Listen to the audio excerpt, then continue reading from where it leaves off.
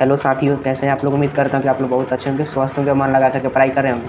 देखिए आज की क्लास में हम लोग औसत चाल करते हैं। औसत चाल, इसके पहले असमान चाल और एक समान चाल हम लोगों ने बहुत अच्छे तरीके से समझ लिया था। आज औसत चाल समझेंगे लोग। औसत चाल होता क्या था। देखिए किसी दिए गए समय अंतराल में वस्तु द्वारा चली गई कुल दूरी तथा उस समय अंतराल के अनुपात को औसत चाल कहते हैं। जैसे कि सबसे पहले इसको उदाहरण समझ लीजिए। जैसे कि मान लीजिए आप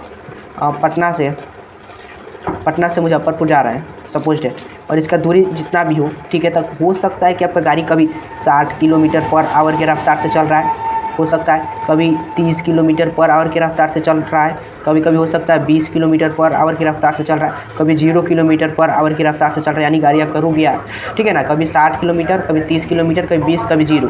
तो ये सब चाल जो आप तय किए हैं, ना, तो यही चाल को हम औसत चाल में कैसे बदलेंगे, वही आज हम लोग को सीखना है। तो औसत चाल इक्वल टू होता है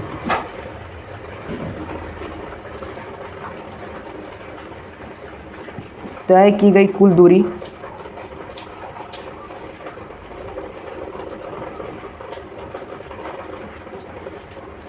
कुल दूरी बटा तय करने में लिया गया समय। और इसको एक उदाहरण से समझाएंगे तो आप लोग को पूरा समझ आ जाएगा। सबसे पहले ये जान लीजिए कि औसत चाल इक्वल टू होता है तय की गई कुल दूरी बटा तय करने में जितना भी समय लगा होगा उसके अनुपात को ही क्या कहते हैं, औसत चाल कहते हैं। समय अंतराल के अनुपात को औसत चाल कहते हैं। अब चलिए एक उदाहरण लेते हैं। जैसे कि मान लीजिए यही दूरी तय करने में कोई व्यक्ति को सबसे पहले देख लीजिए कितना दूरी तय किया। 60, 30, 90 और 20, 110 किलोमीटर दूरी तय किया, ठीक है। औसत चाल इक्वल टू पूरा तय की गई कुल दूरी कितना तय किया, 110 किलोमीटर तय किया। और यहीं तय करने में उसको मान लिए 5 घंटा का समय लग गया होगा। वही चीज़ है, दूरी जितना है और तय करने में लिया गया समय 5 घंटा लग गया। कितना लग गया, 5 घंटा लग गया। इसको हम काटेंगे, इसको घटाएंगे तो कितना जाएगा, 22 आ जाएगा। 22 किलोमीटर पर आवर, यानी उसका औसत चाल कितना आ गया, 22 किलोमीटर आ गया। बात समझ आया। एक और उदाहरण ले लीजिए। जैसे कि चलिए क्वेश्चन में देता हूँ आप लोग को।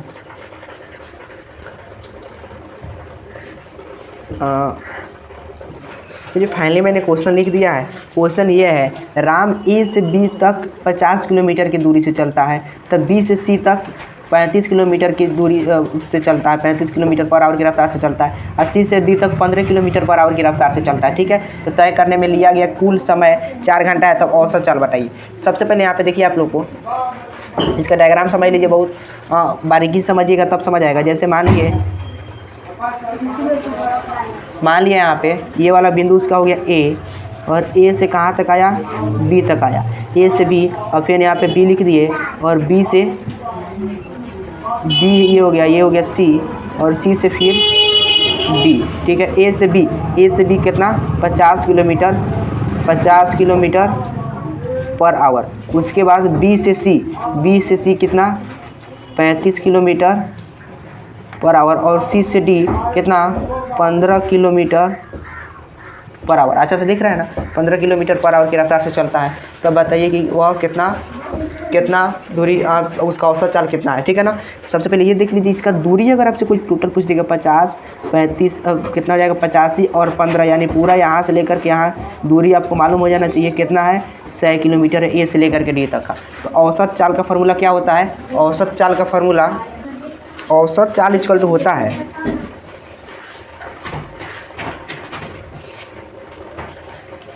क्या होता था, तय की गई कुल दूरी कितना है यहाँ पे, 100 किलोमीटर कुल दूरी है। और तय करने में लगा समय, तय करने में कितना समय लगा, यहाँ पे 4 घंटा लगा है। कटा देंगे इसको तो कितना हो जाएगा, 25 चौको 100, किलोमीटर का किलोमीटर, और इंच है तो नीचे यानी बटा में, यानी 25 किलोमीटर पर आवर की रफ्तार से वो बेचारा चल रहा था, ठीक है ना। तो उसका औसत चाल ये हो गया, ठीक है। उसके बाद आगे लगाइए हेडिंग। देखिए अब सेकेंड टॉपिक करते हैं तात्क्षणिक चाल। तात्क्षणिक चाल क्या होता है? किसी क्षण पर गतिशील वस्तु की चाल तात्क्षणिक चाल कहलाती है। देखिए ये चाल होता है, इसको लिखिए एक नोट लगा के, पहले ये समझ लीजिए, ये भी एक प्रकार का समान चाली जैसा होता है, ठीक है ना। और ये कोई क्षण यानी बहुत छोटे समय अंतराल में इसको गणना किया जाता है, ठीक है ना। तो क्या कहलाता है? तात्क्षणिक चाल कहलाता है। चलिए इसको दूसरे पेज में लिखिए आराम से।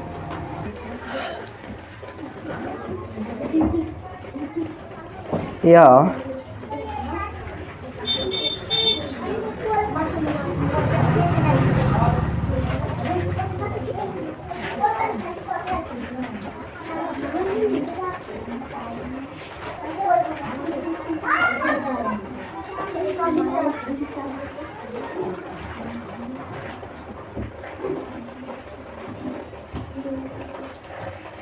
देखिए अब यह चाल के समान ही होता है, परंतु इसका समय बहुत छोटा होता है, ठीक है ना। जैसे ये मालूम है ज़्यादा कहाँ प्रयोग किया जाता है? जैसे मान लीजिए एक ट्रेन को ए से लेकर के बी तक लेकर के जाना, इसका दूरी होगा मान लीजिए 600 किलोमीटर, ठीक है। अब ये इसका ट्रेन का चाल देखना है तो 600 किलोमीटर कौन ट्रेन के साथ साथ जाएगा, इसीलिए कहा गया जाता है इसका बस छोटे समय में बस कुछ सेकेंड के लिए लिया जाता है, ठीक है ना।